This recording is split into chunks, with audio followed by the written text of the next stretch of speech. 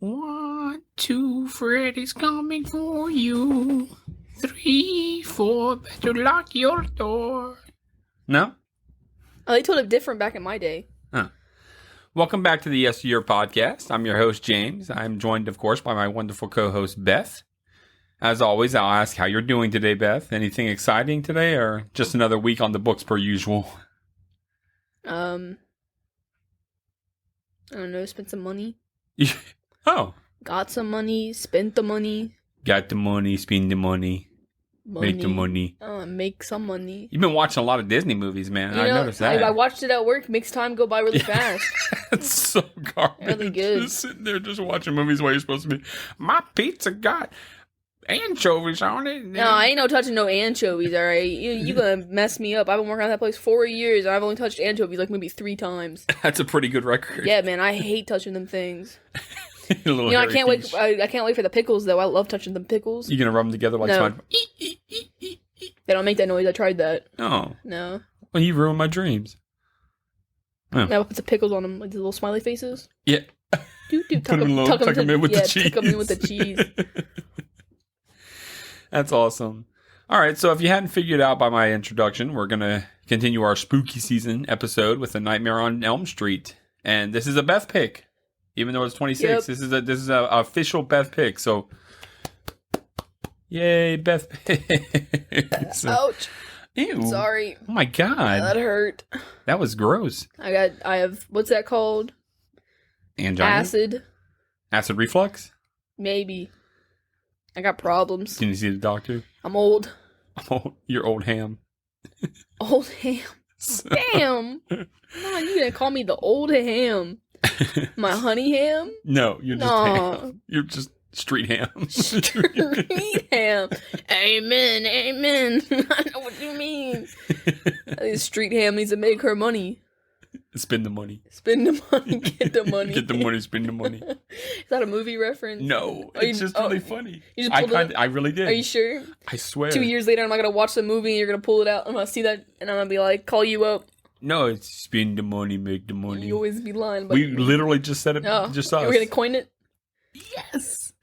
Coining. Spend the money, It's coined. Spend the money, make the money. Get the money. Get the money. Old ham, street ham. Street ham. That's new too. It's a good episode for Yeah, you. good episode so far. far. All right. One paragraph in and we're done. So thanks We're gonna for wrap coming. it up. Thanks for coming. So my earliest memory of this movie is being over at my Uncle Mike's house and my sisters being there, and we rented this movie to watch. Obviously, I don't know why else you would rent a movie other than to watch it.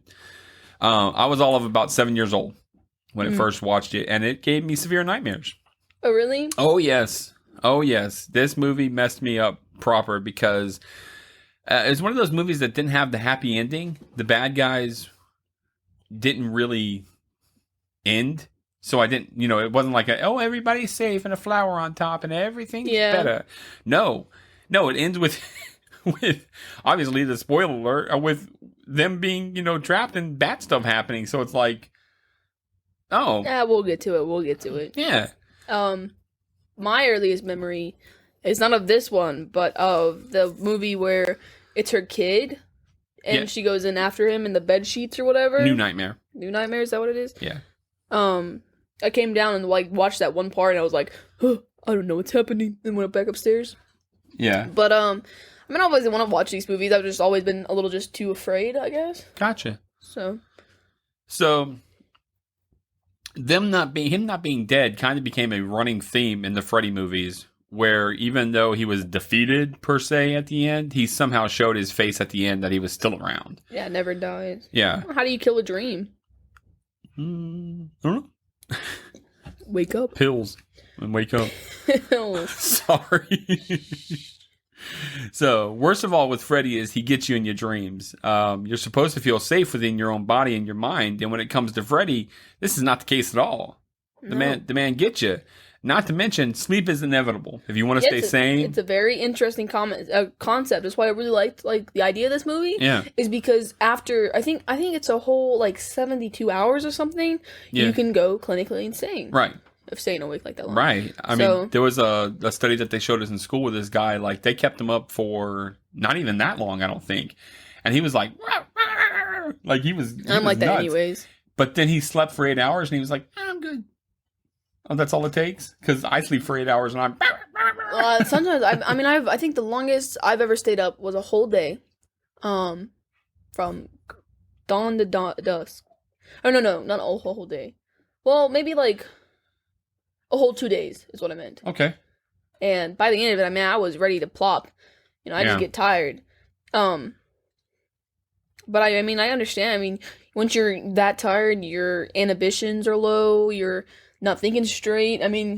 You're not really sure. People start hallucinating. Yeah. Doesn't sound fun to me. Madness goes on. Madness. Get the money. Spend the money. Speed the money. Street ham. Street ham. So yeah, there's no way to escape having to sleep. No. And there's no way to escape Freddy when he's in your dreams. How do you do it? And this is to me what makes him scary and effective. I think as a concept, because you're like, my gosh, how do I not dream when I'm asleep? I can't control that. You're asleep. Yeah.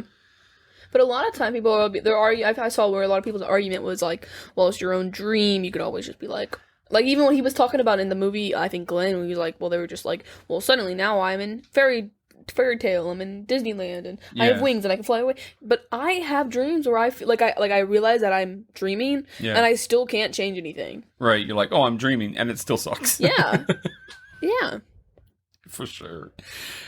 I do the same thing. I think your mother says, well, I can control them, and then I know I'm in a dream, and I can fix it and do everything like that. And I'm like, well, kudos for you, man, because I can't. I don't know if it's because I take sleeping pills. I meditate, and I'm all... I can't take sleeping pills. I take melatonin, and I start having nightmares. That's what your mother does, horrible. Too. Because I have come to the horrible realization that I snore when I sleep. And so we took a... I didn't know that. And because one night, there was a trend over the summer where you could record yourself while sleeping. So I was like, wow, I'll do this. I downloaded this app, and I was playing it back, and I was like, oh, sadness. Snoring ham. And then I took psychology last year, and she was like, she's telling about different things of sleep, like REM sleep and all the whatever. And she was like, if you snore, you'll wake yourself up before you can get to REM sleep. So you're always in this continuous cycle where you're not dreaming, but I dream. So I never get far enough in my dream, though, to be able to... Gotcha. Whatever. So with melatonin, it puts me out. So I'm in the dream, and I'm horrible nightmares. It's horrible. That sucks, man. Yeah, man. Yeah, I have crazy realistic dreams. With same. And some of it's not good. Some of it's too real, and then some of it's really good, and then it makes me sad when I wake up and I'm like, "Oh, man." Yes. Like being in the Navy, a lot of times it'll be like where I'm back in the Navy, and then where I become to my realization is because my mind starts to remember, it's like, wait a minute, you're on disability, you're on this, you're on that. That's not impossible. You're older. How would this be? And it's old ham. And then I realize that it's a dream, and then I usually wake up and I'm drooling and I'm mad. I had a dream that I wrote down. So this is interesting. Well, I actually was going to talk about a different one, but I'll talk about this. I had a nightmare a little while ago about Mr. Bean. Yeah. And I hate Mr. Bean. Yes. Hate him. I think he looks very weird. I don't even care. And we were in a limo, and he was in the front seat of the limo, and had the little, window thing down. Yep. And I wrote this down, and I even drew a little picture. And he, turned back and looked at me, and he was, just smiling. And I was like, what the hell going on? And the radio's going off, and it's all serial killer on the loose, blah, blah, blah. Answer this question. I think it was actually the Zodiac Killer. Talking about the Zodiac Killer. Oh. Answer this question, and you'll live. And it was like, what's the Zodiac Killer's favorite ice cream? And I was like, I don't know. And I don't know. He's like, did you answer Oreo? You were right. And then, Mr. Bean pulled out a gun, like a Glock, and he was just staring at me. And I was like, oh, this is it, bro. I woke up crying. I bet, man. I was having a horrible time. None of that sounds good. No, but it was very vivid. At night, it was purple. Oh. But on a other note, I had another dream where I was getting married. At the end.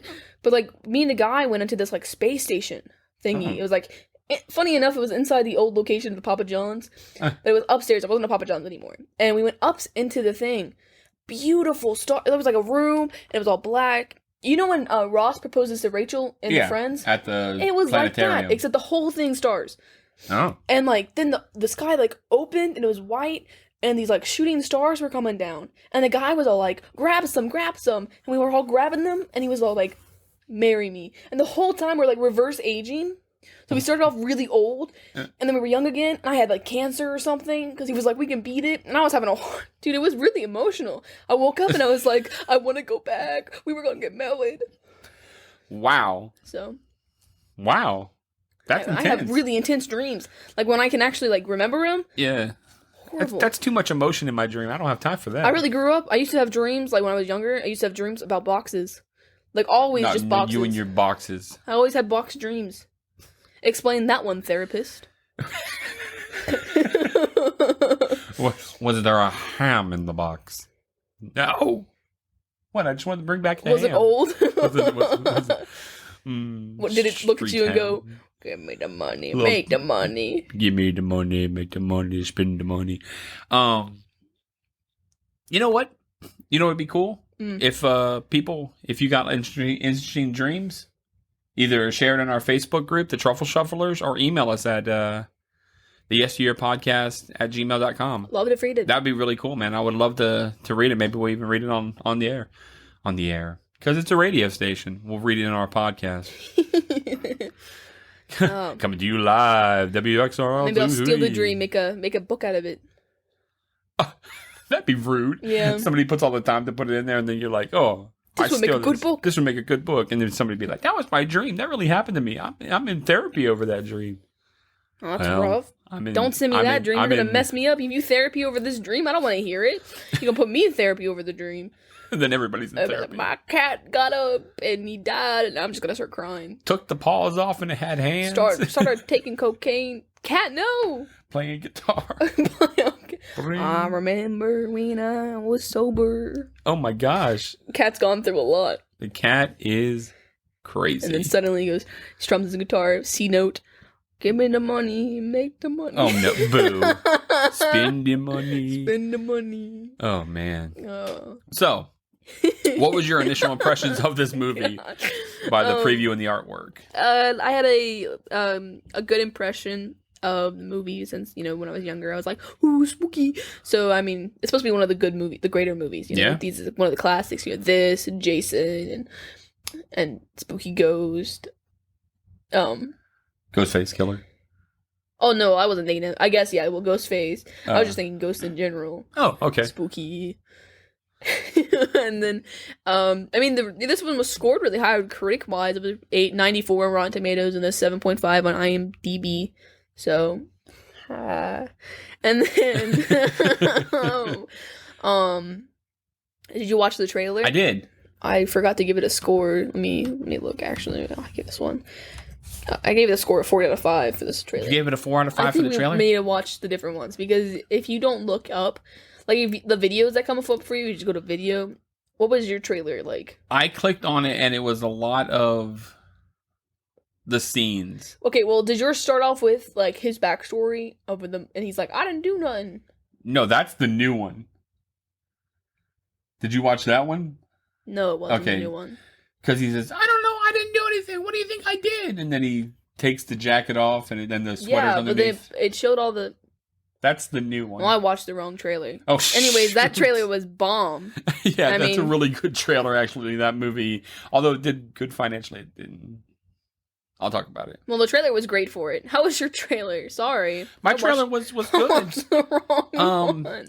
But it showed a lot of the boomity boomity. Well, you know scenes. what? Actually, yes, I went back because I was actually trying to find the beginning again where he's all like, "I didn't do nothing," and I was trying to find that again because throughout when I was actually watching the movie, there was a scene where one of the guys looked a lot like him, and I was like, So I went up to look up the trailer again. I couldn't find it, so I actually watched the other one. But it was a lot of the cut, whatever. It showed Johnny Depp on the bed and all that kind of stuff. The blending thing. Yes. Okay. So yeah, I didn't. I would give that one a 2 out of 5.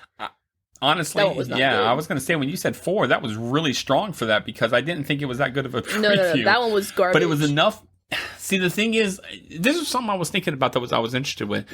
We're looking back at it now.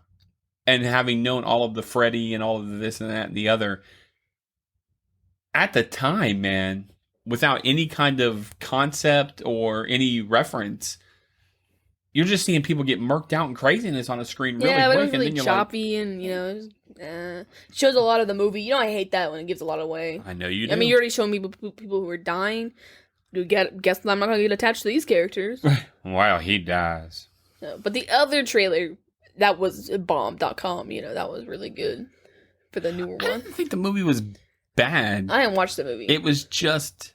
I'm gonna tell you what. Actually, fun fact: I can never figure out when we have like the multiple DVDs and it's all like 1, 2, 3, and 4 movie on 2 of these discs. I can never figure out which one is which.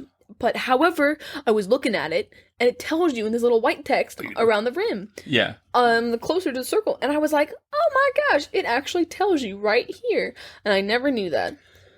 You watched the right one, right? Well, yeah. Okay, good. I had to look it up. Actually, I had to look up the pirated version, because I wanted to make sure for sure I was watching the right one. Yeah.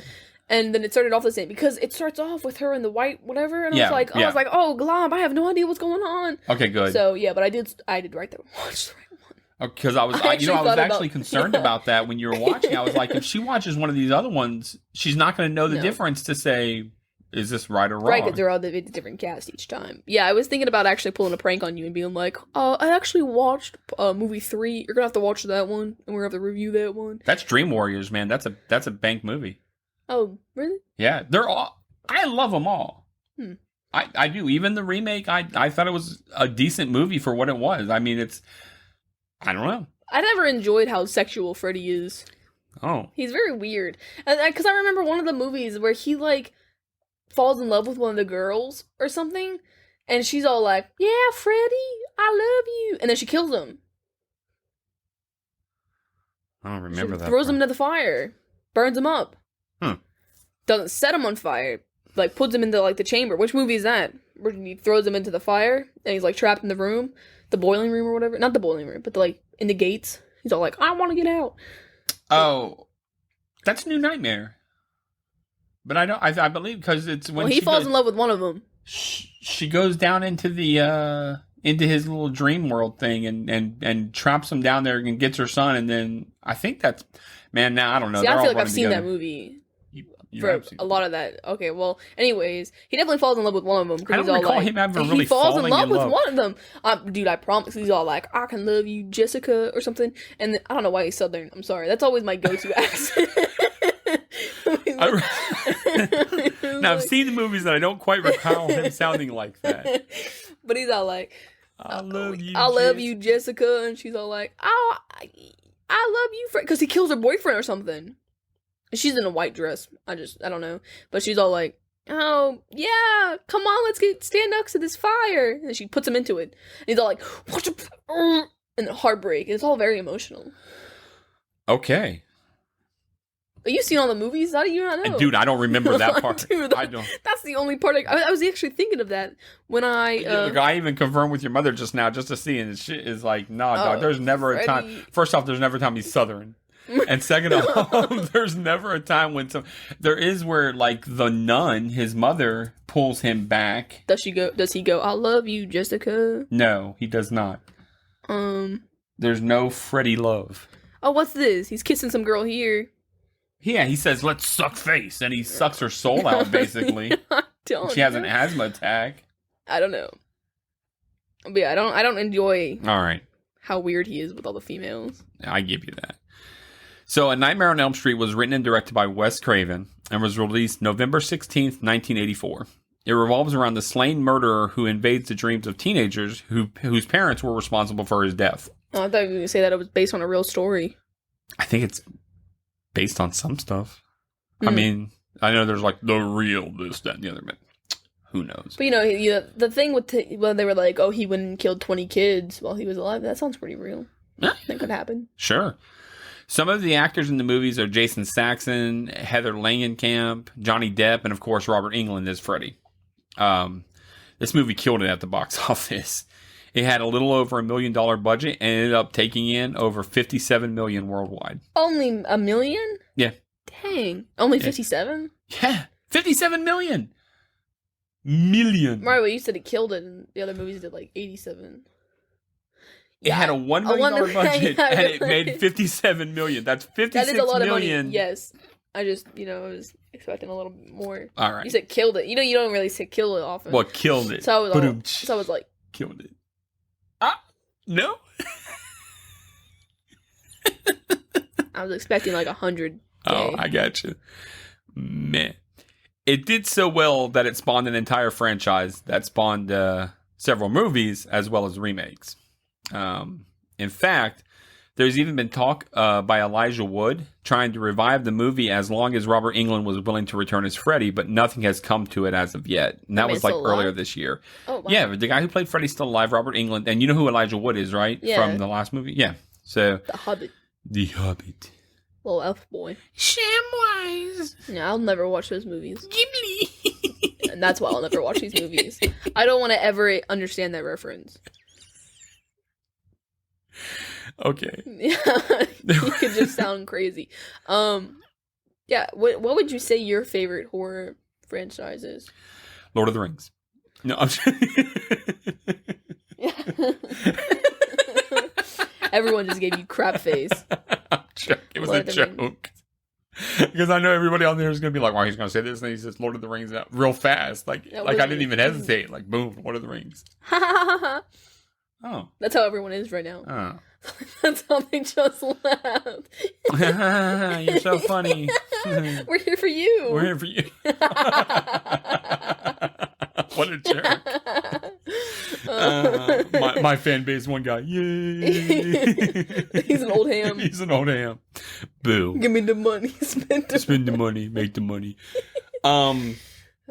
Honestly, favorite? My mind went to... Oh, gosh. Went to Poltergeist. The whole table just shifted. Yeah, it did. I don't even... Did you? I mean, it was my fault. Oh, don't do that no more. I don't want to talk about it. Poltergeist series 1, 2, and 3, because the first one was just the best horror movie in my opinion as it is.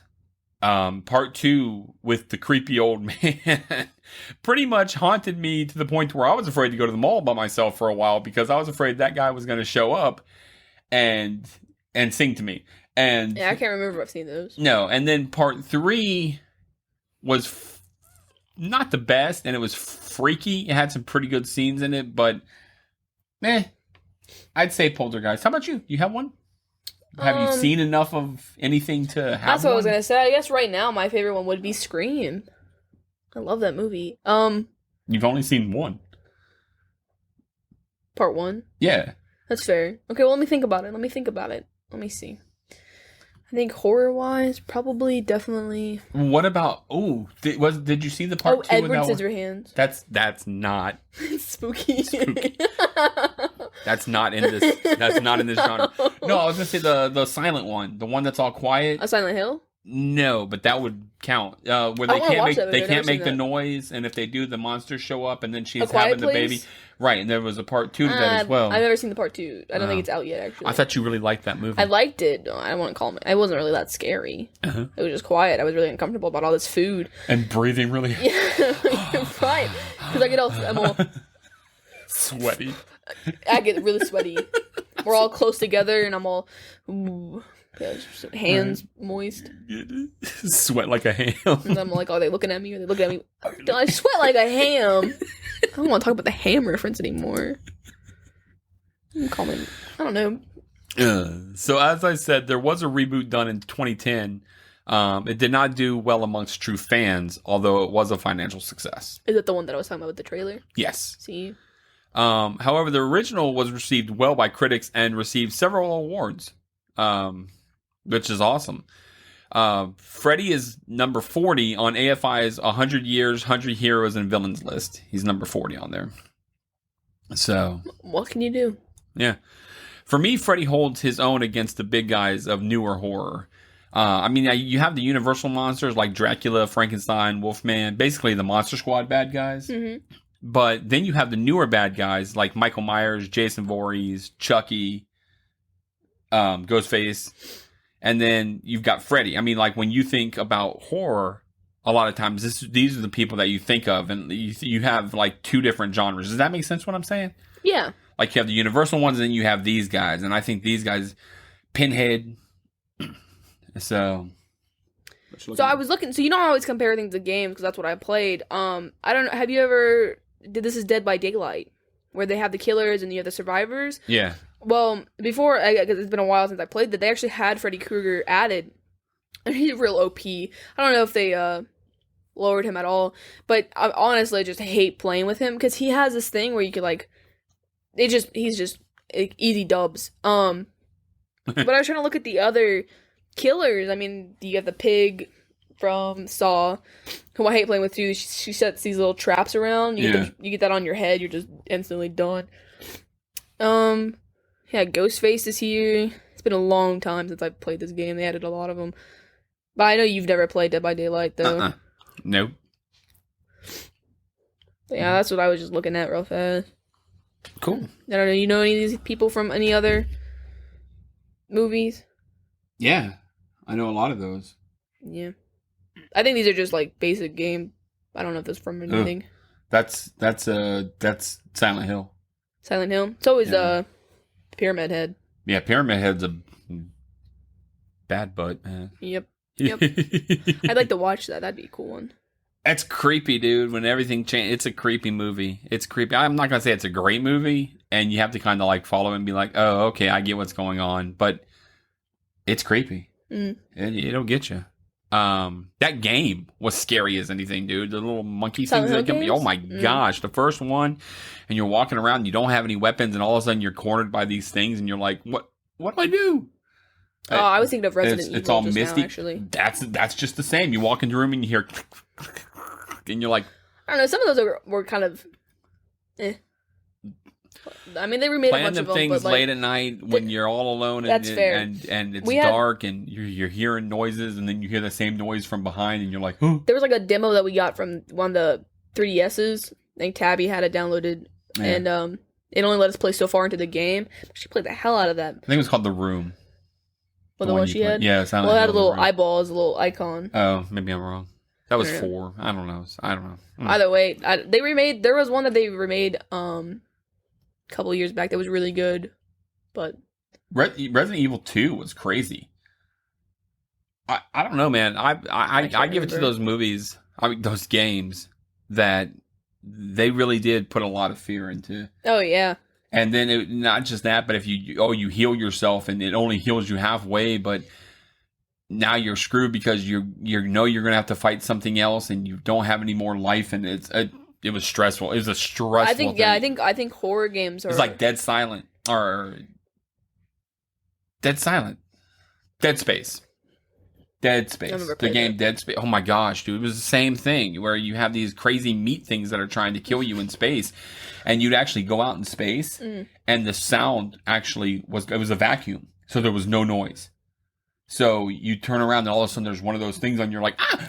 Yeah. And you're trying to open the door and the door's sealed locked, so you're waiting for it to close, and oh my gosh, it would get so stressful. They have Michael Myers as a killer in Dead by Daylight. So the thing is with killers, you can hear if they're near you, your heartbeat picks up, or you can hear something. Oh.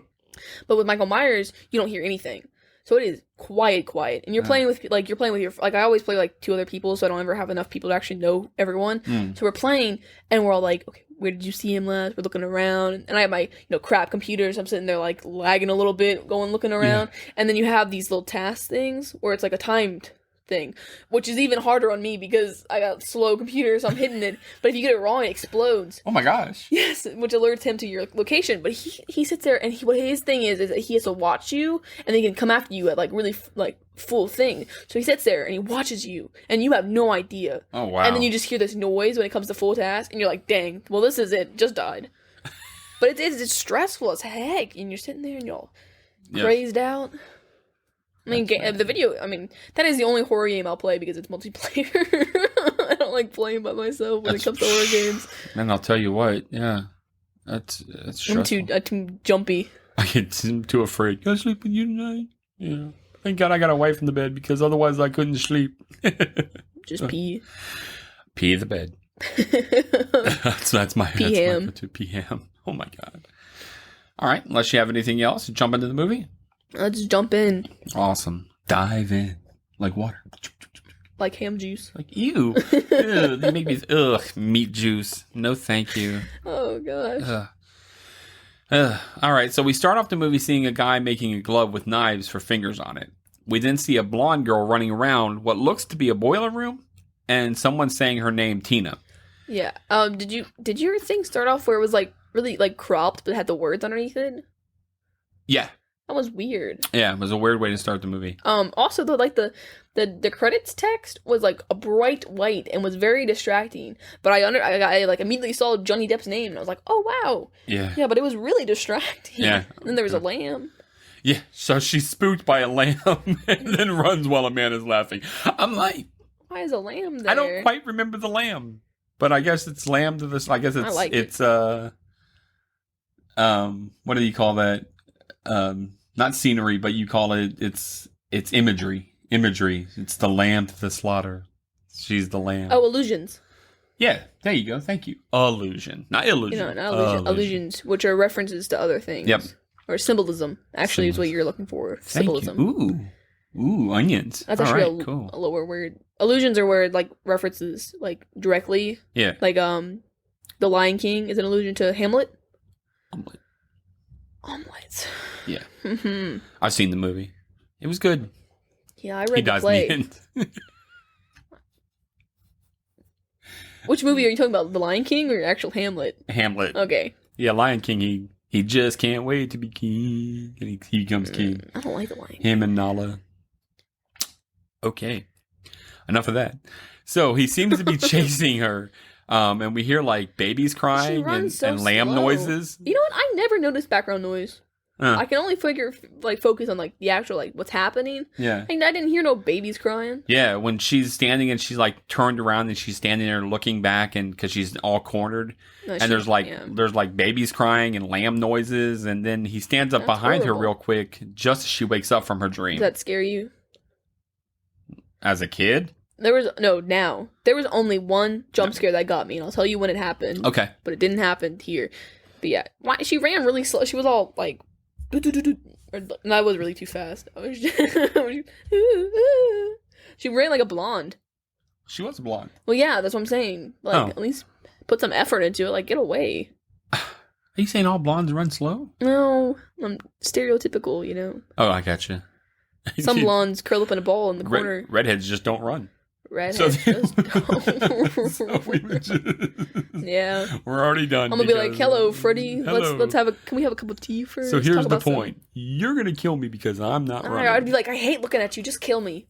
I'd roast him. I'd be like, man, just put me out. You look disgusting. You look like a pepperoni. There's so many gross things that he did too with the maggots and the worms. Yeah. He'd have a fun time with me. He would just put spiders all around me. I'd have a horrible, horrible time. He'd have to be like, you know, like when she's in the bathtub in the water, that would put me right out. I'd just give up. I hate bodies of water. Yeah. Stress me out. And then spiders or any kind of bugs, I'd be like, just like that. Ugh. So they always come out of nowhere too. She put down like today at work, not today, but like yesterday. Yeah. She put down a screen, and there was just suddenly a spider there, and it was big. It was this big, and it was tall. It was the ones that stand up real high. What you doing standing up so high, man? Get lower to the ground. I'm trying to stomp on you. You're trying to size me up, bro? I'll take you out. You bucking? I'm gonna get somebody else to take you out, actually. What if they jump at me, you know? Right. Or has babies on it, and then they get on you. Oh, the babies on... That is one of my worst fears. I'm just gonna move houses. Y'all can have the house. Hope you pay rent. Fire. Oh, God. Set the thing on fire. Jeez.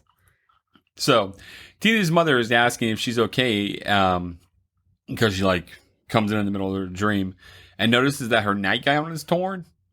And the mother tells her to cut her fingernails. What kind of dumb... I was like, man, that's stupid. And then some greasy dude comes in and they leave. I was like, oh, nice guy. Yeah, you're expecting a nice Christian home because you got the cross above her? Nope. Greasy guy. Greasy guy. Yeah. So Tina grips up her crucifix and does not look interested in going back to sleep at all. So the next day we see little girls jumping rope and reciting the 1-2 Freddy's coming for you rhyme, which is a bit terrifying to me because it's all slow motion. We were like, this was, I think this is a universal thing, but in elementary school we sang this, but it was different. It was the 1-2 Freddy's coming for you, 3-4 better lock your door, but it was 5-6 pick up sticks, No, that's 7, 8, it won't be great. 9, 10, he found you again. And that's what we sang. Yeah, it's different. That's completely different. There's no pickup sticks. Pickup sticks is in the original one. There's no pickup. Oh, is it really? Yeah, there's one that's 1, 2, buckle my shoe. 3, 4, lock the door. 5, 6, pickup sticks. Oh, he said 7, pickup 8, sticks. lay 'em straight. It said 7, 8, it won't be great. 9, 10, he found you again. And that's how we sang it. Jumps rope. No, jumps rope. Hula hoop. Hula hooped. Hula hoop, hula hoop. I can't hula hoop. It just gets stuck on me. I can't either. I get real ugly with it too because I shake really violently. I'm like, this is gonna work if I shake harder, and it doesn't. And then they blow the horn. And they're like, "Hey, fat kid, go lay down." I'm having like a stroke.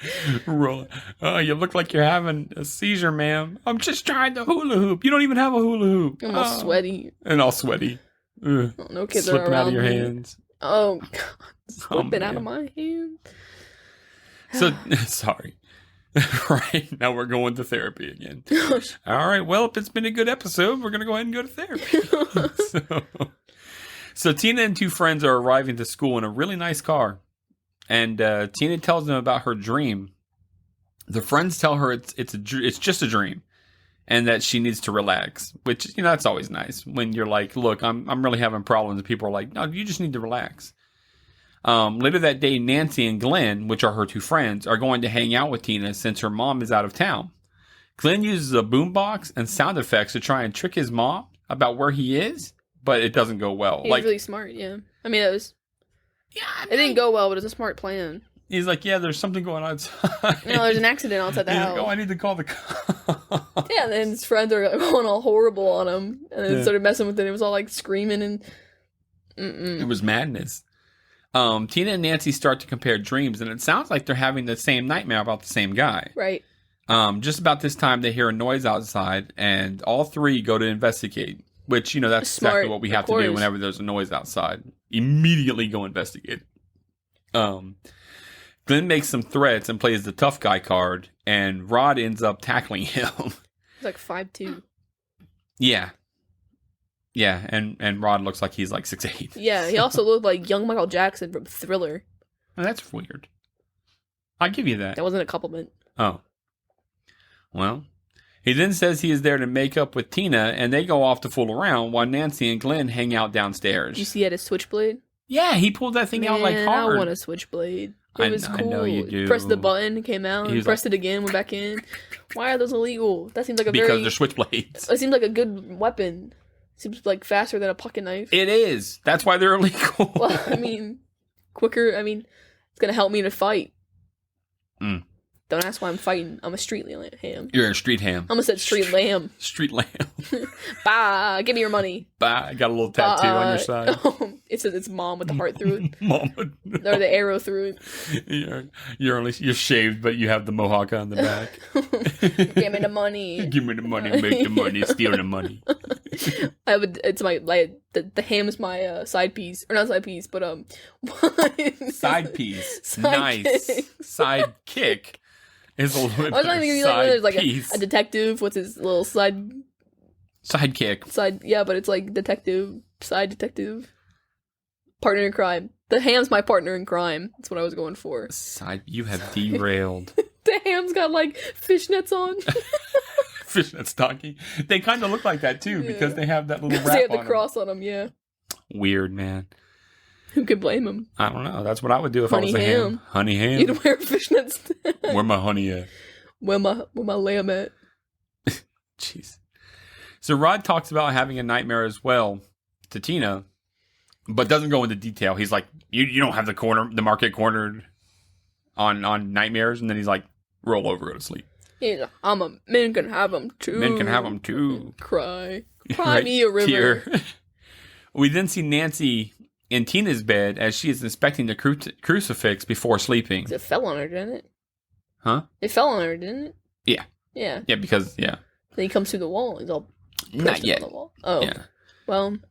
Tina is with Rod in her mother's room when she hears what sounds like rocks being thrown at her window. One of them breaks the window a bit, and she hears her name being called. Yeah, for some reason, this is such a good idea to go after it. Yeah. And then not only go after it, but go outside after it. Right. What is wrong with you? Yeah. We also see the wall above Nancy's look like it actually pushes out over her, like someone is looking down at her. Like a baby in a womb. It was, yes, that is a very good way to put it. It's a metaphor. Oh. Huh? Like a baby in a... Well, actually, that's a simile. Like, because I used like. It's the difference. If you don't use like, then it's a metaphor. Dude, similes and metaphors beat me up. That actually is 7th grade English. That was 5th grade for me, I thought, and it beat me up. It beat me up. Probably because it's 5th grade. That's horrible. Yeah. So Nancy hangs the crucifix back on the wall and continues to try and sleep. Tina decides it's in her best interest to go outside and investigate who called her name. Because we all know how well that works out.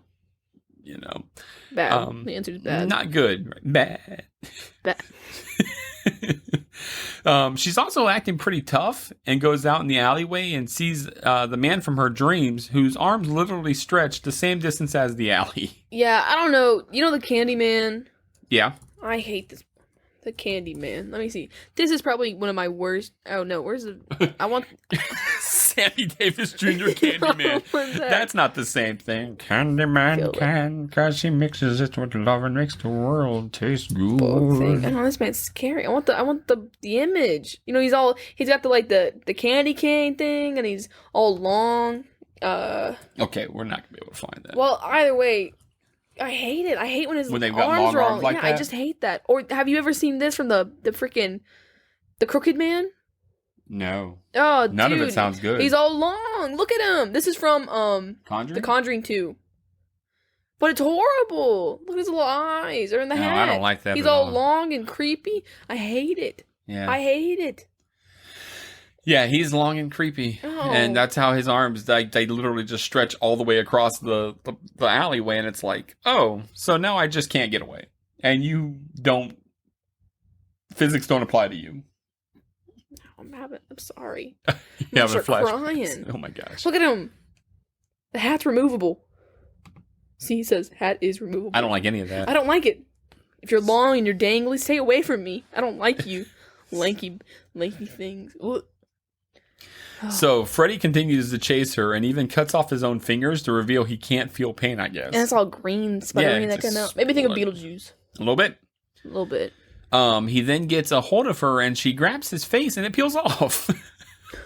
Rather grossly. Yeah, I think this was a cool little thing, though. I thought it was neat. He's all... Yeah, because he's all... I'd also like he's got like weird little face. When the scene with Nancy, when she's like after he comes out of the wall and she wakes up and she puts it back on the wall, yeah, she knocks on the wall. Yeah, I was like, why would you want? Do you want him to come in? Don't. Because she thought she saw the wall moving, but then it's a hard wall, and that's a really neat effect in the way of for the audience that wow, that wall was just moving. Knock on the wall. Press on it. Right. Hello. Mush. Don't knock. Anybody there? Right. Me as a killer, I'd be like, well, now's my time to shine. Murderer, are you there, murderer? Murderer. See, I can't do Southern when I actually want to. That was my attempt. It just comes accidentally. In Brittany, see, I can't. I don't even know what's happening. Just your mom and her Chinese song and her Mexican song all come out the same. It's the same. She has the same. So that's genetic. Whatever you have when you're trying to do it, because she can't even. I never mean to. Sometimes I can do like a really good Australian accent by accident. Nice. I'm like, what is even happening right now? Australian accent by accident. That was a really good. That was almost alliteration. Australian accent by accident. Yeah. Ew. So now we find that Tina is actually still in bed and Rod is awoken by her screaming. Yes, which is a really cool thing for us audience, not being able to tell when they're dreaming. Yeah. It happens quite often that the transition into sleeping is very slim. Yep. It's very hard to notice. So Tina is flipping out all over the place and gets sliced open by invisible knives. The demon's got her. Yep. Then she gets slung right into Rod, knocking him down. Hits him in the head. And my notes, I say, Tina's having a bad time. Truth. While this is happening, Tina is slung all over the room, ceiling, and walls, and then making a mess. She's chucked down onto the floor, all bloody gush. And remember, this is her parents' room, as well. Her mom's room. Imagine you're coming home. I can't sleep here. I can't sleep here. There's blood everywhere. Right. And you can't just clean that up. Yeah, that's funny because that's what I bet later on when we talk about Johnny Depp's thing. That's what I was thinking. I was like, how do you Can't get that out of the you can't walls. get that out of the wall? Everything's soaked in. You're done. You have to move and burn the house down. So Rod screams, "Whoever did this, I'll kill you!" And he goes out the window. That actually was kind of hard to understand why he did that. Yeah. Or like, yeah, why would you have done like? I'd have stayed there, but right now you seem like you killed her. Now you seem like you killed her. Nancy and Glenn bust in the room and see the bloody mess. We're then at the police station and are introduced to Nancy's parents, Marge and Donald, who also happens to be a police officer. Yeah, they're divorced. Yes, which was kind of hard to understand at first. I was like, "What are they together?" And they're not having a good time. They're not. If they are together, they don't like each other. No, what can you blame? The mom's awful. Yeah, so he's none too thrilled with the fact that Nancy was at Tina's house. He starts to go in on her, but then he backs off because he wants to know what she was doing there.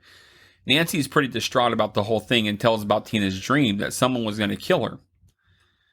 We see, according to the news, that they are actively looking for Rod for murdering Tina, who was 15. Hold up. 15? 15? It said it. 15-year-old girl. Yeah. I was like, these kids are supposed to be 15. They were doing some pretty risky stuff for even 15-year-old. Yes. And that's my take on it when I was like, hold up. I always thought they were like seniors. And the one girl's naked later on. That's a little weird. Yeah, 15. I don't like that. And Tina was from Better Off Dead, right? That's Lane Meyer's girlfriend, the blonde one.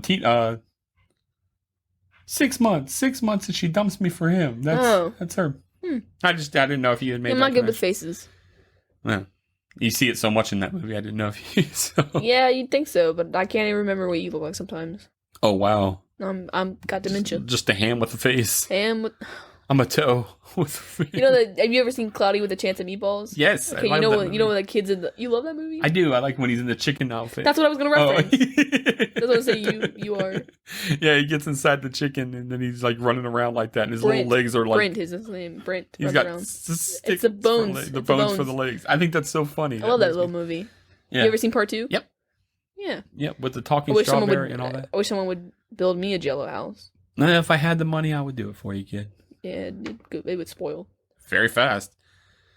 So, Nancy notices a strange-looking man watching her, and then Rod pulls her into the bushes, and they talk for a second, and then Nancy's dad shows up telling Rod to freeze, so it was all like, they used her as bait, I guess? Yeah, because you saw the one dude in the detective outfit. Yeah, and she's like, you used me, he's like, get out of here! So yeah, all the cops show up and take Rod into custody. Nancy's in class and falling asleep while the teacher is going on about a lesson. A kid stands up to recite something and Nancy falls asleep. She looks out and sees Tina in a body bag. Yeah. Which was creepy. She decides to follow a trail of blood, which is being left by Tina's corpse in the body bag, which no. So yeah, my thing was that, like, I'm watching this movie, and like I said, I wasn't really jump scared by any of the things, and I was more kind of grossed out because, the death and everything. Right. But the thing is, if you were having these dreams yourself, where everything's this vivid, and things can hurt you, I mean, that would be downright terrifying. I want to be able to walk around like she does. She walks around, she even goes down these stairs multiple times. I'm not going down crap. You're going to catch me crying in a corner. I'm going to sit there at my desk and just be like, well, anyways, you're going to have to come to me, Freddy, man. Yeah, I'm not going to follow the dead corpse floating through the hallway. No. My death part would probably be like Glenn's. I'm going to be in bed watching Netflix and eating just boring and quick. Chips on my face, No.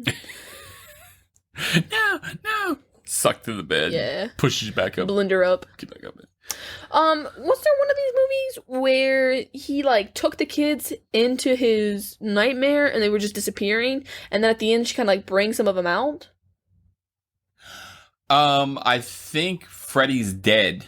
I think that's number 7, I want to say. 6 or 7. Freddy's Dead, where it's 3D. Oh. And they all go in and she brings them out and then they're all kind of in there together. But they die anyway. Dream Warriors. They all go in together and they fight and because 2 of them live. Yeah, 3 of them. Either way. Yeah, yes. See, I feel like I've seen a lot of these movies. I just can't remember. You probably have, and they probably just run together on you. Yeah. So now I want to watch all of them to see the one where he falls in love with the girl. And that didn't happen, but okay. So you gotta eat my shorts when I figure it out. I'll eat my words. I'll eat my crow. Eat my. I tried to make the noise, but it didn't come out. You know, crows can actually talk. Yeah, I mean they're creepy. Macaws are really. Yeah, Macaw? I like it. I'd like it. I'd get a crow. You talking about when I was younger? You were like, I want a hawk. You said that. You told me that. I wanted a hawk? Yeah. Yeah, like Lady Hawk. Yeah, that'd have been cool. Michelle Pfeiffer. I mean, you can't go wrong. I don't know what that is. Well, either it's a movie. Of course. Well, ba-doom-tsh. I mean, you had to expect it was going to be a movie. Well, you know, back in my mind, there's always a little bit of hope that you're going to go, it's a nice book. Yeah, Pigs in Hiding. That's about it for me, kid. Hiding. Pigs in Hiding. So old that we didn't even know that as kids. You know, I know Hungry Caterpillar. Big surprise. He's hungry. So am I. He just gets really big. I always was so angry sitting in class flipping, I want some pie. I want an apple. And they looked really good. They looked really good. Everything that he eats looks really... I'm like, oh my gosh, this looks delicious. You know what other one I really liked reading? The Very Angry Ladybug. I was like, why is Mom so angry? He go up to everybody. He's like, I'm going to smack you. Get out of my way. And then he flipped around. I don't remember that. It made me think of my father. Oh, it did not. You're the worst. Man, could you imagine a ladybug coming up to you and be like, give me the money, give me the money. I want my aphids. I want my aphids. That's what he wanted. He wanted aphids. They're on to eat them. Yep, to eat them. He was hungry. Aphids are people too. Are they really? I mean, they're aphids. So, Nancy runs into a hall monitor girl who asks her for her hall pass, and Nancy blows her off. Then a man's voice calls out Nancy, and the hall monitor is the one saying it, and she says, no running in the hallway, while waving the glove with knives on it. Pushes her down. She's bleeding out the nose, and she's like, screw your hall pass. Yeah. Right. Meh.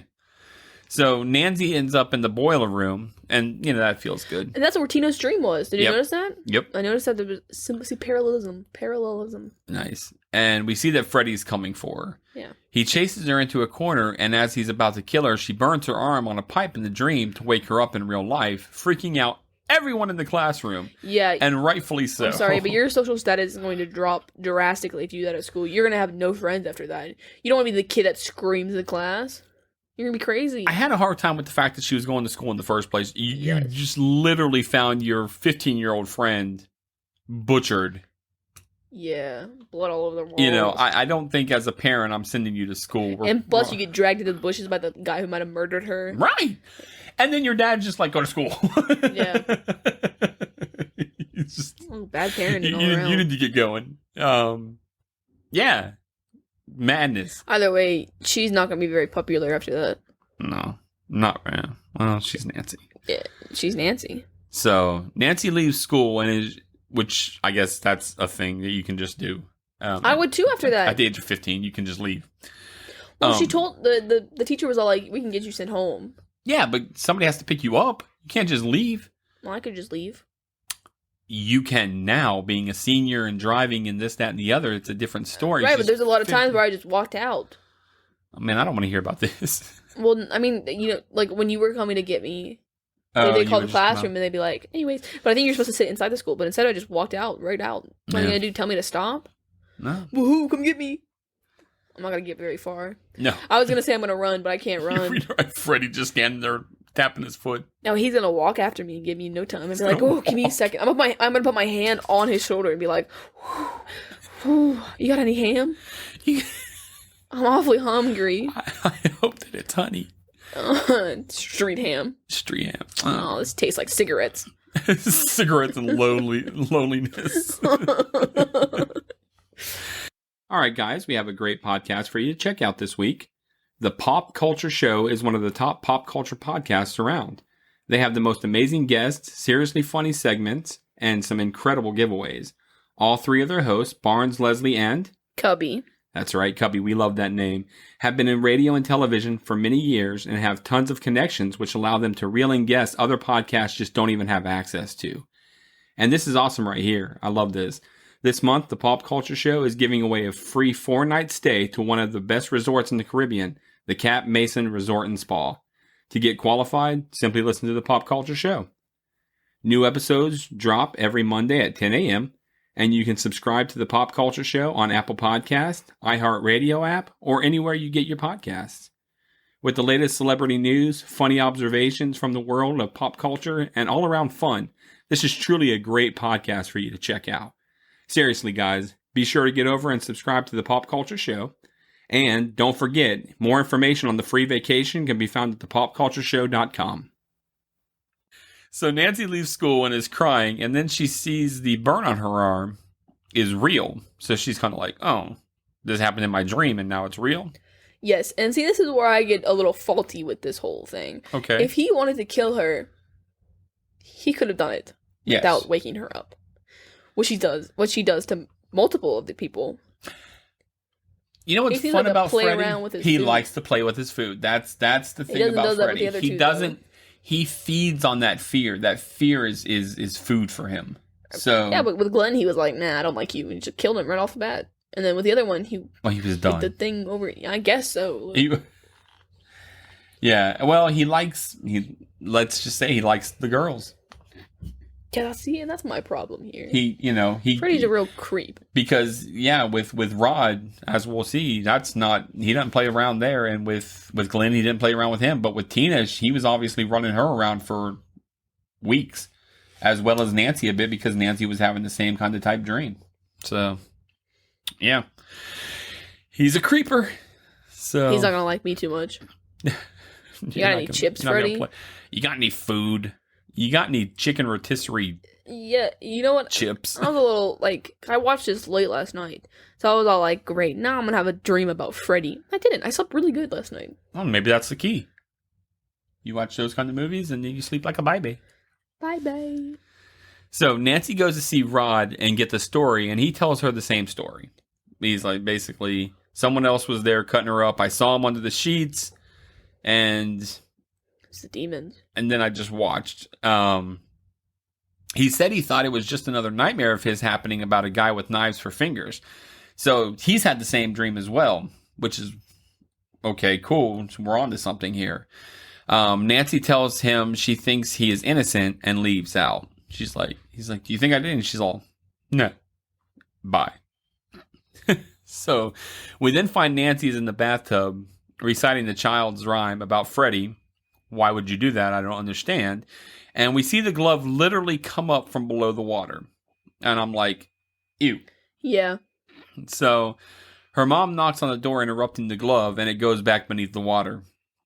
Nancy's then pulled under the water into what looks like a large pool, but escapes. Because her mom's like, don't drown in there. It's like, why would you say something like that? Don't fall asleep, don't drown. Yeah, I was like, why would you want to take a bath? That's going to put you right to sleep. Yeah. Got the chamomile in there. Oh shoot! Got the nice candles going. It's all ambiance. I'm gonna set something on fire. Can't say where the love goes. Only time. Oh, and put me to sleep. You ever sleep with ambient sounds, like rain, or piano? Man, you know what? Piano puts me right to sleep. It doesn't really matter to me. I'm just gonna go. You get fans, I guess. You play with fans. The fans. I couldn't sleep with that noise. It's calming. That's how I know when the power goes out, because as soon as the power goes out, that noise shuts off, and I'm like, your mask also way turns too off. quiet. Just die. Yeah, that happens too, and then I'm all, it gets suctioned to my face like a plunger. And I remember that happening. You wake up with marks all around your face, like a square. Yeah, that's not funny. You're all red-faced tomato. Yeah, that happens every morning. That's just how it is. I have to have it all sucked into my face. Otherwise, I was going to say, that's not even when the power turns off. That's just every day. It is every day. It's a good thing you don't have to go out in the morning. You're right. Sometimes. Well, it's okay. It helps me live. It helps me live my life. So I'll take the suction face. But yeah, when the power goes out, it gets really bad. Like I have to take it off. Yeah. Oh, I'd imagine too. What do you do then? You don't go back to sleep? No, I just lay there, and then maybe I might fall back to sleep, and then your mother doesn't sleep because I snore. So. But she snores too. She does, but I don't hear it. She snores louder. She does. Loud. That's her business. Wake up. Oh my gosh. So, So Nancy's mom is able to get into the bathroom, and of course Nancy escapes the tub. She then takes pills to help stay awake, but is still dozing. Glenn comes over, climbing the trellis to her bedroom window, and they talk about what happened in school and how Nancy has not slept. So, whatever. Right. They also discuss dreams, and Nancy asks Glenn to watch her while she sleeps because she's going to go look for someone. Yeah, see, this was weird to me because she's all like, watch me.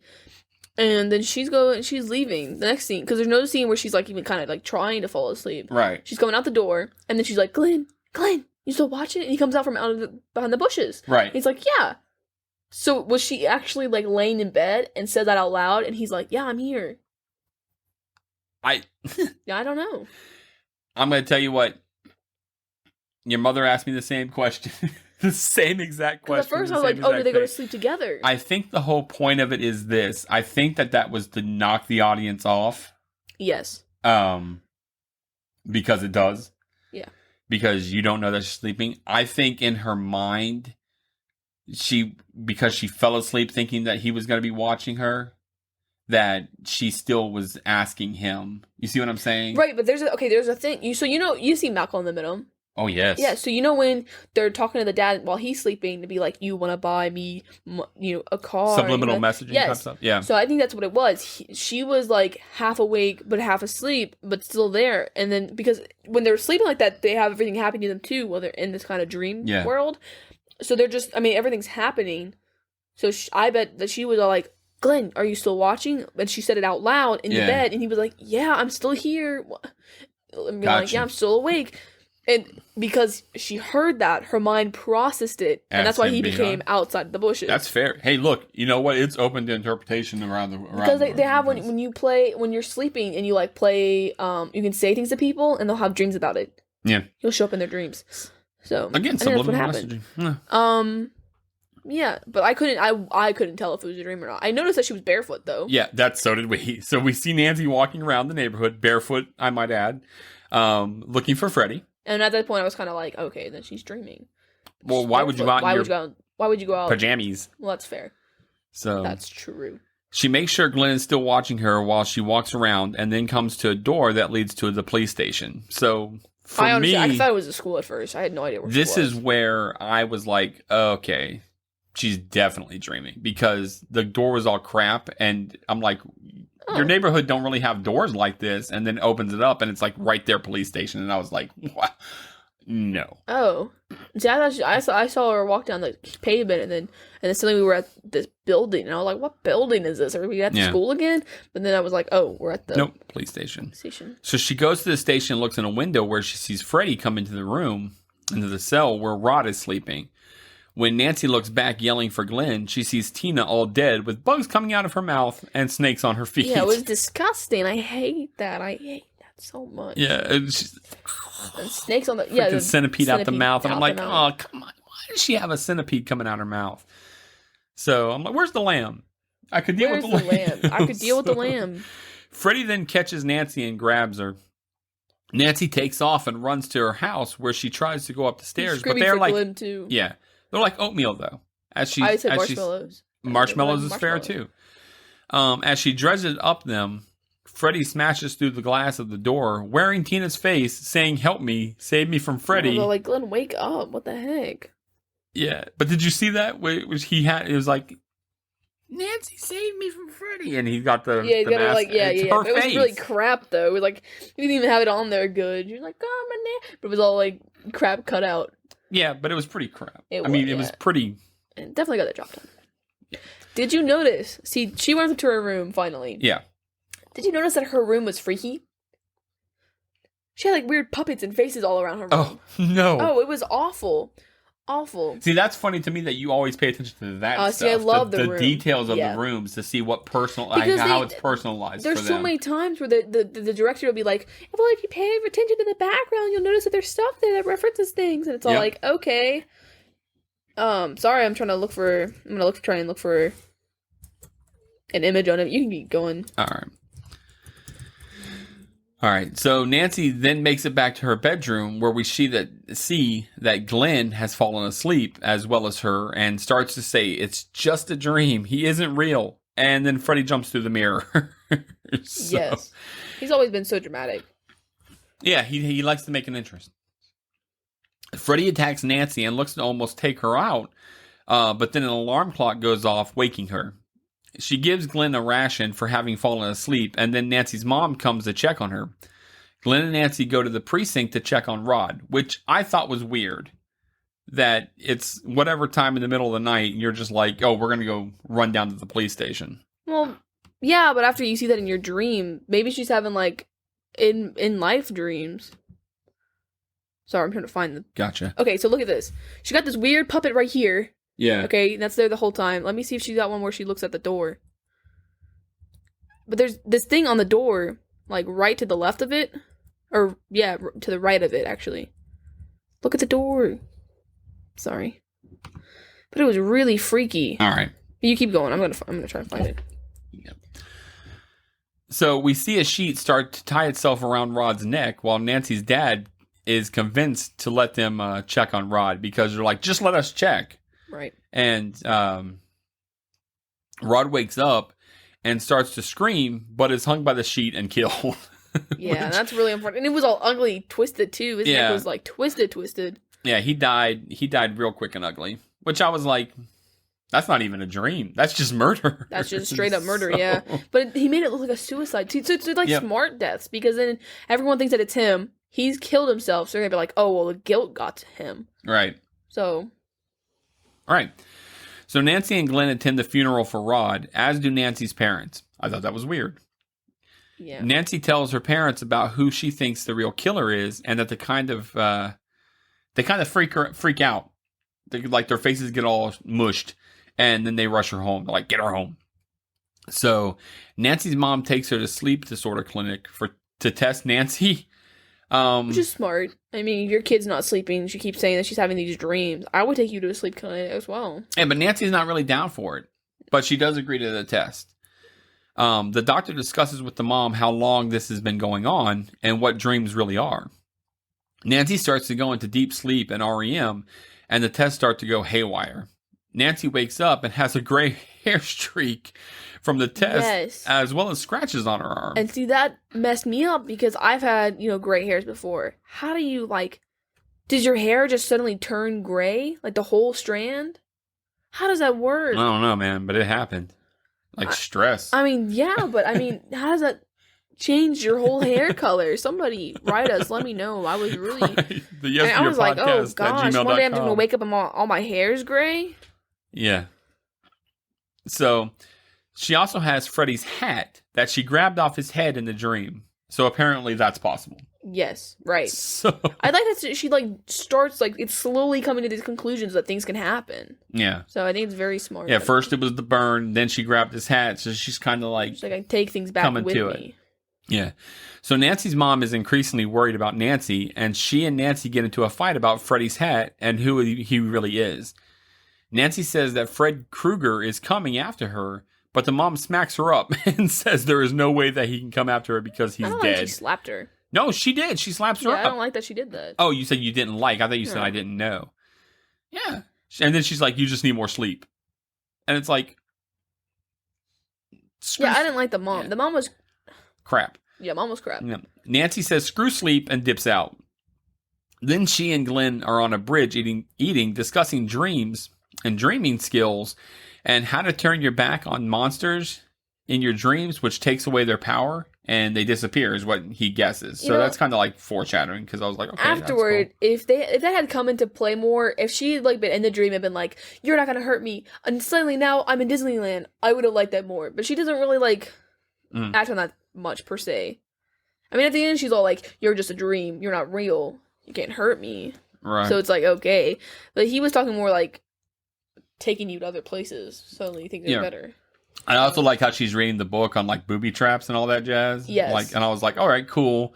It's not just something you know how to do. This is the story telling us how you're learning to do this stuff. So kudos to the storytelling for that kind of stuff. I like that. Because these are the kind of scenes in movies that end up sometimes just getting cut out because they're not necessarily necessary to the story, to the overall story. But to me, I like it. So Nancy returns home to find that there are bars placed all over the windows. Which is very extreme. And that the trellis into her window has just been ripped down. It's not even like it just got placed in the trash or whatever. Someone just ripped it down and threw it in the bush. I was like, that's dramatic. That's too much. Right here. Look at this thing. Oh, what you got? That. It's like a little mask that hangs on the wall. But then it gets all dark in a room. And it's all dark and creepy. Yeah. Look at that. Yeah, that would be horrible. I couldn't even look at anything else while that was on. Horrible. For anyone who's wondering, that's 102:55 in the movie. Go ahead and look that up. Nice. 102:55. At 102:55 in the movie, you can see creepy mask on the wall. So her mother looks quite rough at this point, and Nancy is like, what the heck?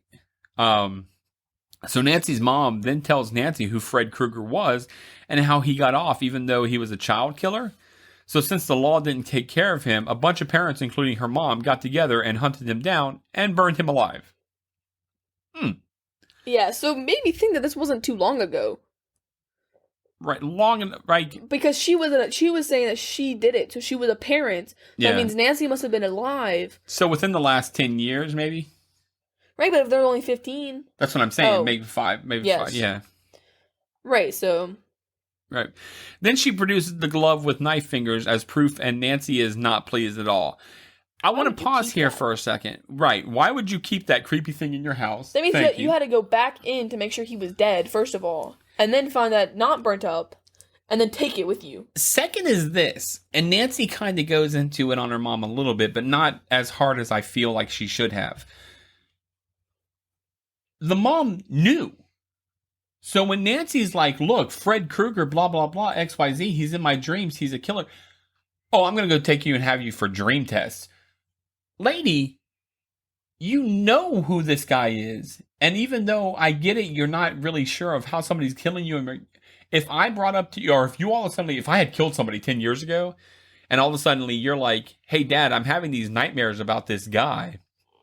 You know, and I'd be like, Exactly. Exactly. How do you know that name? How do you know that person? There's got to be more to it. Yeah. I'm not going to be like, well, you know what? You're crazy. You just need to sleep. My thing with it is, though, I've been staying up a couple nights. Okay, if this only happened in the last 10 years, we would have heard about it later on in life. If I'm in high school now, they would have told us. We would be like, well, back in, not only that long ago, we talk about killers. We talked about Ted Bundy. We talked about freaking Jeffrey Dahmer in class. I mean, we talked about these guys. So if Jeffrey Dahmer had happened within the last 10 years in this town, we would have talked about it more. We would have been like, this crazy thing happened in our town. 20 kids. Our town would have been famous. You would have tourists coming in talking about this guy. I mean, and then how he died, we would have been a famous state. So I don't believe that she wouldn't have heard about it. Yeah. And to have known anyways. So that, as a parent, it's like, okay, this guy's name is probably common knowledge. So I'm not going to freak out. I'm just going to be like, my kid needs to get some sleep. That'd be like me saying, Dad, I'm having dreams about Saw. These horrible, vivid dreams that I'm being tied up in this room. I got the head cage over my face. The keys on the box. Yeah, but I didn't kill Saul. Yes, fair, but as a murderer, that is happening. I mean, it'd be the same thing. Or I'm like, oh, Ted Bundy's coming, he's pulling up in his car, and he's all like, get in my car, and I'm all like, oh, you're hot. Get in the car with him, and he chops me up. I mean, as a parent, what are you supposed to do with that? I mean... Yeah, I guess I would take you for sleep studies. Yeah, that's what I'm saying. And then you pull out, like, a mirror out of the dream, because he's always looking at himself because he's hot, and then you'll be like, oh... If you look, that's another thing. If all of a sudden you pull out things from your dream. Yes. If I pull out a whole hat and there was nothing in that room, all right, that's when I'm going to start to be like, okay, my kid's kind of, got there's something going on. But what do you do? I don't know. Give you pills to make you not sleep. I mean, not dream. That's the only thing. See, that was my thing too. Put me far enough into sleep that I'm not entering REM sleep. I'm having give me I'm not even having the chance to fall asleep. Oof. So. Crazy. So Nancy calls Glenn on the phone and they talk about who the killer is and how Nancy wants to bring him out of her dream to kill him. So, not a bad plan. I mean, okay, at least you're thinking. Glenn thinks she's nuts when she tells him her plan. They make a plan to get together to do so. and Nancy tells Glenn not to fall asleep, which he seems to pretty much do. Yeah, you have one job. Twice. Yeah. Yeah, twice. It's like, don't fall asleep. Immediately go Apparently, to sleep. so at least Freddy Krueger isn't really after him, because he's not having the nightmares. He hasn't said anything about it. I don't know that he didn't say anything. I think he said that he does have them. I don't know, but he wasn't saying, like... But not like the others. I don't have anything like that. Yeah, and then nothing was really happening to him Right. either. So, it was very, like, it was kind of like a shock. But also, if my friends are going all crazy and being like, stay awake, I'm going to go to sleep. I like sleeping too much. I understand that. So Nancy is popping no-dose pills like crazy to stay awake, while Glenn's mom checks on him. Nancy's mom takes all of the Nancy's no-dose pills and coffee to try and get her to sleep, but Nancy has backups to help her stay awake. She had coffee under the bed. The whole thing under her bed.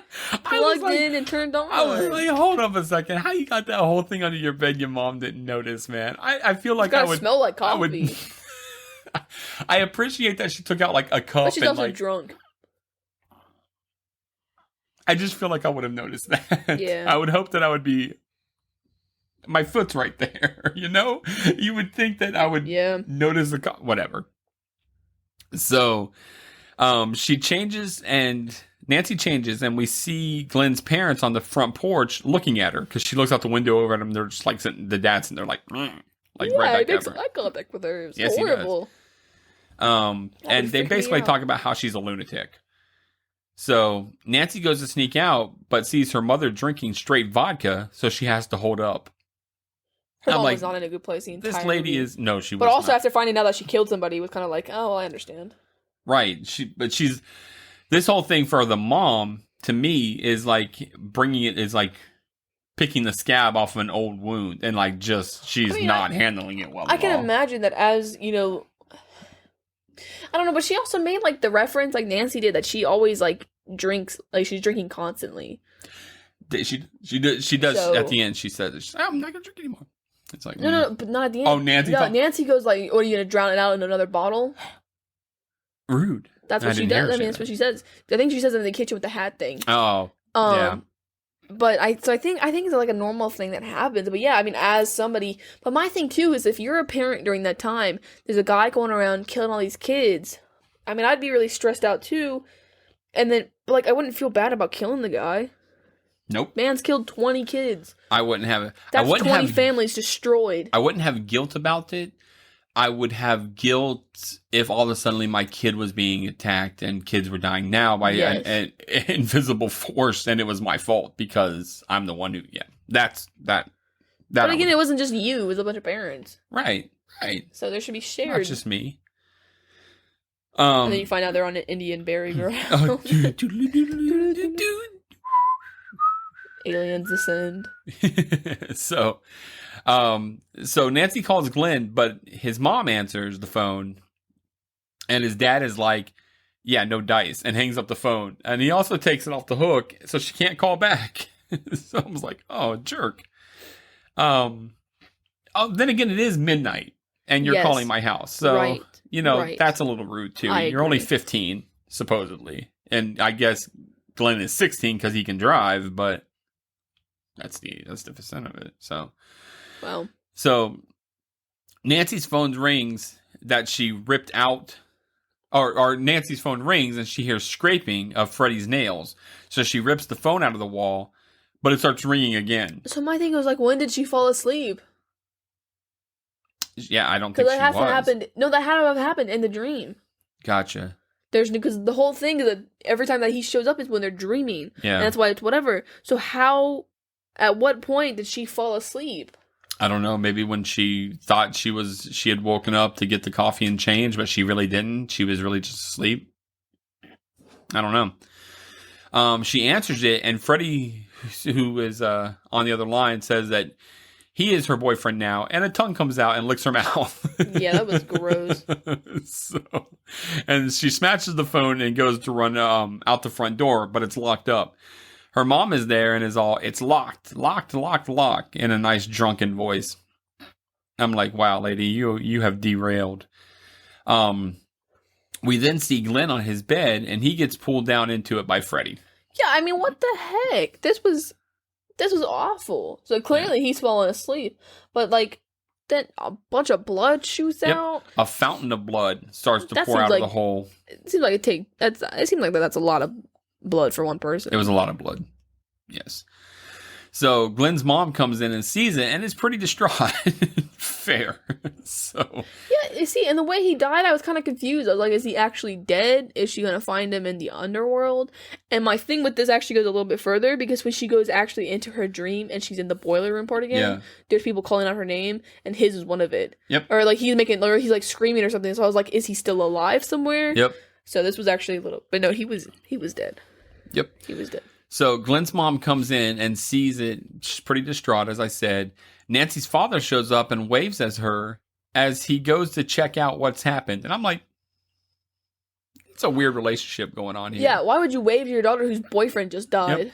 Nancy calls him on the phone at the house and tells him of her plan to bring Freddy out of her dream. Yeah, she's like, I mean, at this point, I'm as a dad, though, you're going to be like, well, my kid's lost her nut. Yeah. She tells him it will be in about 20 minutes and to break the door down to get to her and help her out. He agrees and tells the other policemen to go out and watch her house. That guy. That's all I got to say is that guy. Yeah, that guy was the worst. Nancy sets up booby traps like she had read about in the book that she had been studying. And it's like kind of like Home Alone, but on steroids. Is the kind of way that I looked at it. Yes, a more extreme Home Alone. Yeah, she's got like bombs and sledgehammers and everything like that going on. Nancy has a bit of a heart-to-heart with her mom about Freddy while discussing how Nancy is strong, but how she sometimes has to turn away from danger. So another little bit of a foreshadowing thing, to turn away from danger. So. The setup seemed like it would take 30 minutes alone, like by itself. Seemed like a long time. Thank you, because Glenn, it was like 15 till midnight. Because Glenn looks at his clock. It's like 11:47. 43. He gets pulled into the bed. That means that the cops got there, showed up, tied everything off, everything like that. Really fast. Takes that would take another half an hour at least. I mean, I don't know. The timing on it was a little bit wonky, but we'll just go with it. So Nancy puts her mom to bed and sets an alarm like she told her dad she would. She goes to sleep saying the Lord's Prayer before setting her alarm on her watch as well. Kind of like sync time. Mm-hmm. So, would seem she is asleep as she goes downstairs, I guess. Because I guess she went to sleep. Yeah. She goes to the furnace and finds the glove is now missing. Because she shakes that nasty rag that it was wrapped in. I'm like, you put it back? Why do you destroy this thing? Yeah, I would have gotten rid of it. Or I would have used it with my own. I would have taken that in as me. That would have been my weapon. I'd be like, I'm going to fight fire with fire. So there's another door that was not there before that leads down into the boiler room. Because he's fired. He's all burnt up. I gotcha. Where Freddy is. Nancy hears voices that sound a bit tortured. So she follows them down deeper into the boiler room. Which is, that's what I do too. One of them was Glenn's. Of course. And her friends. I think that's who's yelling and screaming. Yes. Nancy calls out to Freddy saying she is there, but he is nowhere to be found. It's all echoey and spooky. She then finds his little workshop area where he seems to keep trinkets from his victims, such as Tina's crucifix and Glenn's headphones. So it's kind of like, wow, are you bringing them back here? Like their souls or what? It's weird. So Freddy then shows up and chases Nancy. Nancy grabs a hold of Freddy to pull him out of the dream. And it doesn't seem to have worked. And she's kind of like... At first, I thought she had the bush thing. Because it kind of transferred over with her and then it was gone. Yeah. So Nancy thinks she's crazy. But then Freddy pops up and it has worked. That scared me. That's the pop when he popped up? Me. Yes. And I was kind of ashamed of it too. Because I was like, clearly he's going to show up. I just wasn't sure where and how. And then I was like... It's because I had the electric blanket on, and so it was all warm and cozy, and I was kind of relaxed, dozing off, and being like, relaxed. And all of a sudden he's all, and it was all, ooh, and I was like, nice. Yeah. So Nancy leads him through her funhouse booby traps while she tries to get her dad to come over. Time out for the ineptness of the cop that is watching her house for anything weird, as the dad said. Watch the house, and if anything weird has, let me know. she's screaming out the windows that she's breaking, screaming, "I've got him! Help! Come on!" And he's all, And then she's like running down to another room. Oh, there's smoke coming out of the door, and he's all, maybe I should get the lieutenant. He literally says that. He said, maybe I should get the lieutenant. Yeah. Maybe I should go get the lieutenant. Maybe you should. Yeah. Jackhole. Do something. Anything weird. Anything weird would definitely be his daughter screaming out the window that... Well, I don't care if you think she's lost or not either. I mean, she's calling out saying there's a man in her home. Right. Go help her. So Nancy manages to set Freddy on fire again, and he burns while Nancy's father finally comes over to help. Nancy takes him to the basement door where Freddy was, but he is gone after Nancy's mom, which I thought was weird. Which I also thought was weird. She seems to have burned and then sinks into the bed, disappearing. What are you doing if you're sitting there with your daughter watching your wife descend into the bed? Thank you. I'm certainly not going to be like, well, I'm just going to go downstairs. Because she's like, Nancy's like, now do you believe me? To her dad, and tells him to go downstairs. And he's like, okay. Word. And deuces out. So now Nancy is pissed and is like, that's it. And Krueger comes up through the bed sheets where the mom has disappeared. She says she knows Freddy is there, and she says that she knows his secret, and tells him that he is nothing. She demands her mother and friends back, and says that she takes every bit of energy that she ever gave him. I thought it was weird that she asked for her friends back. Because with Tina, you had a body. You had a body with Lane. Right. I guess there was no body with the boyfriend. Well, you mean Rod. Well, they call him Lane. Oh, well, I thought they called him Rodman. Well, okay, well, I call him Lane. Okay. It's Rod Lane. But yeah, I thought it was weird that she asked for him. I understand asking for the mother back. Right. Because she just descended into the bed. She's all burned up, and then she just goes... I only saw that he was on fire on her. I didn't know that she was also and then on fire. just fades into the bed. Yeah. I was like, what?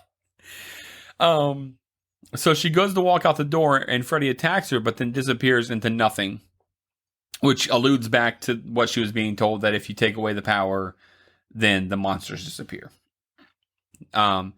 As Nancy opens the door, it is her front door, and her mother is there behind her saying what a nice day it is, although it's foggy.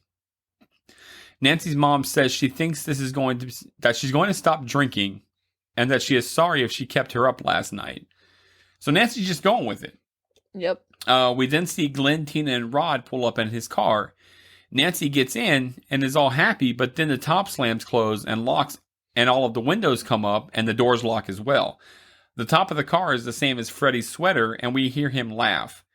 Nancy tries to scream to her mom, but the car pulls off on its own because Glenn's like, I'm not doing this, blah, blah, blah. Pulls off on its own. We then see those creepy girls skipping rope, saying the Freddy rhyme again. And then Nancy's mom gets pulled through the little window on the front door. Yeah, I hated this. Why did it end like that? What even happens? Yeah, then the movie fades to black and the rhyme continues. What happens? They just all die? My assumption is that it's still a dream. That she's still in a dream. That the whole thing was a dream? That, like when she pulled him out? Yeah. That somehow she's still dreaming, and then that's when she goes through the front door, that it's still just a dream. The friends didn't come back, anything like that. She's still stuck in a dream of Freddy's. Now, in part 3, Dream Warriors, Nancy comes back. Oh, really? Yeah. Yeah. So she lives. So she was just like stuck in the dream world? At that point in time, that's the way that I always took it, that was a dream still. Because I don't think that it's real life, because you can't return people to life. Right. No matter how badly you want to. So yeah. And then I love how he pulls her through the little window. Because her body stays all stiff and she's all... So, your overall thoughts on the film and the experience? Well, I thought it was good until the ending. You didn't care for the ending? I didn't care for the ending. What about it that you didn't? I didn't like that it was just random. I mean, I don't know. I don't like driving off to the sunset kind of endings anyways, so the ending was kind of whatever. But I would have liked if he just disappeared into nothing and she was like, I'm coming, Dad, and right down the stairs. I got you. And, but yeah, the ending, I mean, you don't know if she lives or dies. You don't understand why all her friends ambiguous. are there. It is. It's pretty much just your own take from it, and I hate that. Okay. Would you recommend it to a friend? Yeah, I'd recommend it to a friend. And moos? How many moos out of 5 do you give it? Give it a 3.5. 3.5? You know what? I'll give it a 3.5 as well. Mm. It was better than I remembered it, than I thought it was going to be. Does that make sense? Same. I knew it scared me as a kid, but then when I was going to watch it again, I was like, you know what? I think this movie is really long because the first one... It was an hour 30. Like that, and it wasn't. It wasn't a bad movie. I actually enjoyed watching it again. Yeah. Yeah. Who was your favorite character? My favorite character would be the sheep. The lamb? The lamb. That's crappy. Because I'm just joking. I'm joking. My favorite character is probably Glenn because he seems to be rooted in the world. And he's supportive of his girlfriend being like, whatever. But, in the end, he also falls asleep, whatever. I think that he's just kind of going along with it. And I would say Glenn. My favorite character was Nancy. She was the only competent one. Oh, really? Everyone else seemed very incompetent and dumb. And I was like, what the hell? You usually don't go for the main character, but she was smart. I like the way they wrote her character. I like that she was able to come to conclusions, the whole planning things out. It wasn't choppy and it wasn't forced. It seemed very flowy. I got you. I liked it. I got you. Least favorite character. Her mom. Her mom. That's what I said too. Her mom was the worst. It's just the worst. I mean, I'm not real keen on the father either because he clearly, she says, a bunch of us parents, so he was most likely involved with it as well. I wonder if that's why they got divorced. Probably. They probably, because he's law. Because he's a cop, like so maybe he was like, I don't want to do this, don't do it. And she was like, okay, I won't. And then did it. Right. And then she was like, bruh. Right, so. Maybe he wasn't there. Maybe he didn't kill, but then when he found out that they did, he, of course, couldn't turn his wife and people in. So yeah, maybe he went to go after it, found the little hand thing, brought that home, and was like, what is this? What are you doing with this? Why is he dead? And she grabbed it off of him, and that's why she had it. Yeah. Ooh, layers. Layers. Ooh. What was your favorite death scene out of the 4? My favorite death scene is probably Tina. Only because... it's the one that's the most memorable, and she just flies all over the room. And when she knocks old dude in the head with her head, when she hits Rod in the face, and it was just gruesome, man. I mean, and she's screaming and she's rolling all over the place, and then she falls dead, bloody, and it was just pretty bad. You? Oh, probably the bed one. Yeah, she descended to the bed. I just thought that was so quick. Yeah, that's why I liked it. Oh. And blood all over the place. Yeah. Made me think of the one from It. Yes. Definitely. What else you got? That's it for me. All right. So some trivia? Mm-hmm. Alrighty, cool. Over 500 gallons of fake blood were used during filming. Probably 450 of it used in Glenn's bedroom. Yeah. Because, wow. Robert Englund, who played Freddy, cut himself the first time when he tried to put the infamous Freddy glove on. Wow. So that makes sense. It was the film debut of Johnny Depp, first movie that he was in. Heather Langenkamp, Nancy, beat over 200 actresses for the role of Nancy. Among them were Jennifer Grey. Do you know who that is? It's Baby from Dirty Dancing. Oh. Demi Moore. Do you know who that is? Okay. Courtney Cox. You know who that is?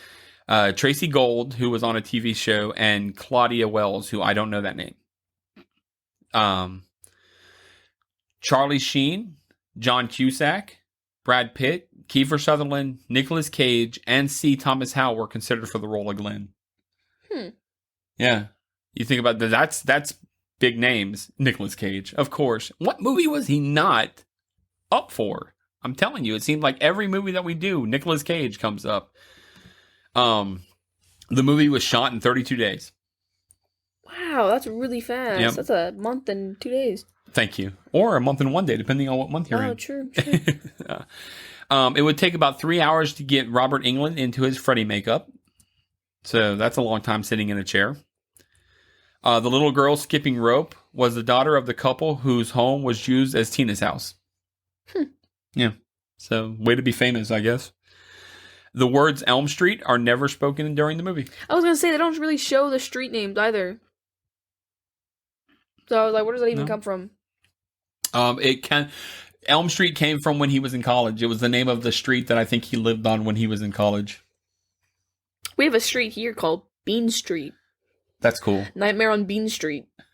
The whole road just becomes to beans. Just beans everywhere? That'd be a horrible nightmare. You're just driving, and then suddenly you're driving in baked beans. Not baked and beans. they're cold. You can't even eat them. Do they have wieners in them? No. Oh. Ew. Yeah, Franks and beans. No. Mm. I love baked beans, though. They're really sweet. I do, too. Although I'm not a fan of the candy Boston baked beans. Candy? Yeah, there's a candy. They're called Boston baked beans. They're not good. I wouldn't think so. They're beans. I always think they're going to be good, beans and they're not going to be good. Or white beans, or pinto beans. Lima beans. I do like calling garbanzo beans, though. There's been several occasions where I kind of want to make that my senior quote. Just garbanzo beans. That would be cool. Nobody else is going to do it. Nobody else is Everybody else will be, oh, I'm not the imposter. I can see somebody doing that as their senior quote. It won't be as popular. Their name is not the imposter. Okay. Right, but when do they go in? It has to go in. They did that when they were asking the seniors for their quote at somewhere around March last year. No. We'll see. Hype things just don't last that long. No, you never know. I mean, if the second one, they're making the second game. Already? It was reconfirmed. Well, they were going to do it anyways, but then the first game got so much traction. Then they were like, oh, we're not going to do it. And then they were like, well, we're going to do it. Gotcha. It's already in works, so. Very cool. Yeah. What else you got? I would just like to say, I want to put this out here, not that it'd be cool to listen at, because people keep saying that I don't like any of the movies that we watch. On a ratio, out of the 26, 3.5 and higher that I've rated, I've done 13 3.5 or higher, and 18 if you count threes. Nice. So, I would just like to say that 18 out of 26 and 13 out of 26 with anything higher than 3.5. So I do like them. I like the movies that we watch.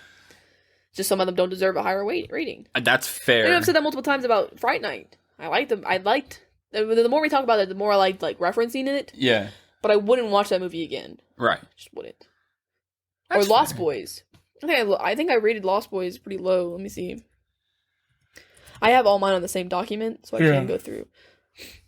There it is. Let's see. Lost Boys. Oh, well, I gave it a 3.5 out of 5. Yeah. That's halfway. I It's like one it of the enough. 3.5s. But I mean, 3.5 is over half. I mean, 2.5 that is exactly would be half. That was half. No, 3.5.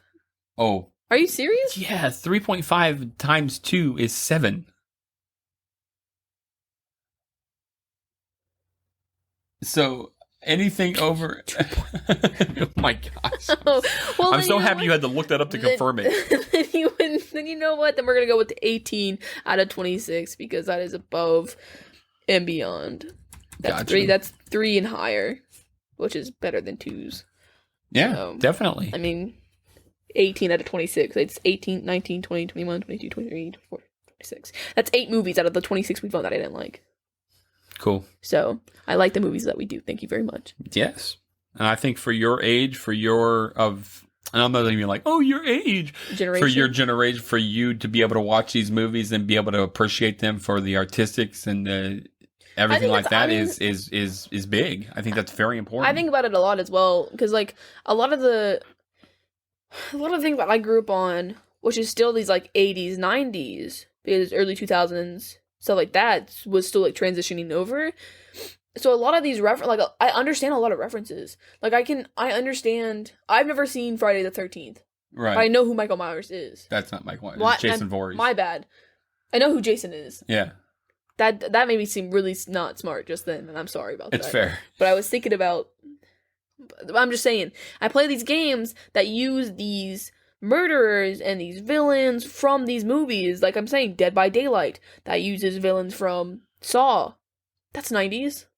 Or in early 2000s. That's a long franchise. I've only seen like 2 of those movies, if even. Yeah. No, and at the time I was probably 7. So, you know, I know these things, but I know it's just pop culture. Yeah. So. Yeah. Very cool. You got anything else? No, that's all for me. All right. We're going to wrap this up tonight. I'd like to thank everyone for stopping by and listening to our 26th episode. We do deeply, deeply appreciate it, more than you could imagine. And of course, the best way to say you love us is to stop by, give us a 5-star review on iTunes. You can email us at the yesteryearpodcast@gmail.com, twitter.com/yesteryearpcast, Instagram.com, yesteryearpodcast. Our Facebook is facebook.com/yesteryearpodcast. We do have a private group, the Truffle Shufflers, which the secret question is the host of the names of the hosts, which is James and Beth. Yeah, and you know what? Please answer the questions, because I saw someone who just submitted and didn't even answer any of the questions, or even didn't even agree to follow the guidelines. Yeah. Like, I don't want to accept you, bro. Yeah, that's true. Please do. I appreciate trying to rush in, but answer the questions. Answer the question. It takes like 2 seconds. Our website is theyesteryearpodcast.com. Check us out. Check it out. Check out our merch and everything like that. It's all there. Links to it. Links to the episodes. If you want to listen to the website, you can do that. We do have Patreon if you'd like to support us in that way, which is patreon.com/the nostalgia group. Shout out to Greg Revin for doing our music for us. And as always, we love you. Say goodnight, Beth. Good night, everyone.